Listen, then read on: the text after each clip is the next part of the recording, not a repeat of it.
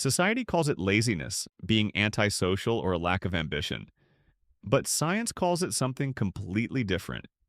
If you're the type who prefers staying at home, who feels relief when plans get canceled, who feels more alive in silence than in noise, maybe the problem was never you. Maybe it's the way your brain works. Psychology explains this through the concept of the optimal level of nervous system arousal. Some people need constant stimulation, noise, movement, crowds, novelty. Others don't. The brains of these people function better with less external stimulation. Less noise, less pressure, fewer interruptions. This isn't a choice. It's neurobiology. When you're at home, your nervous system enters a regulated state.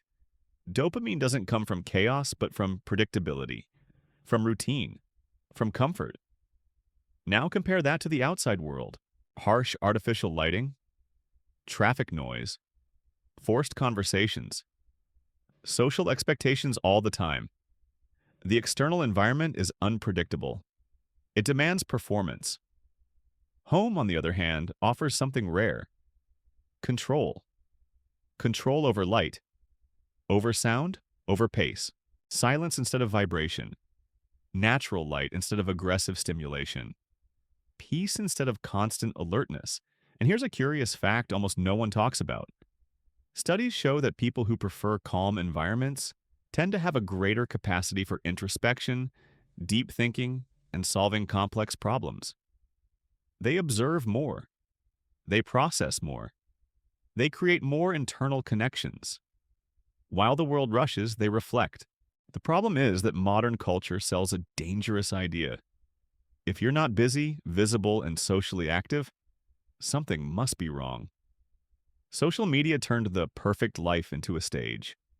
But real happiness is usually quiet. Sometimes it's a hot cup of coffee, an open book, a comfortable couch, and zero obligations. That's not isolation, that's recharging. But pay attention. There's an important difference here. Staying home can be peace, or it can be escape. The key question is simple. Does it fill you, or does it weigh you down? If home gives you back energy, clarity, and calm, that's health. But if it's become a hiding place from pain, fear, or deep sadness, that's a warning sign. Self-awareness is knowing the difference between comfort and a prison. And maybe you recognize these small rituals: opening the window in the morning, feeling the sunlight slowly come in, organizing your space, repeating habits that calm the body and mind. That's not monotony.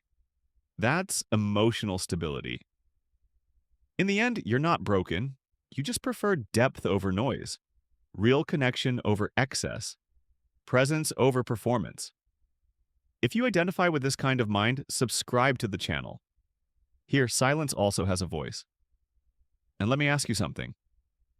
Do people who love staying home really run from the world? Or do they see something most people ignore?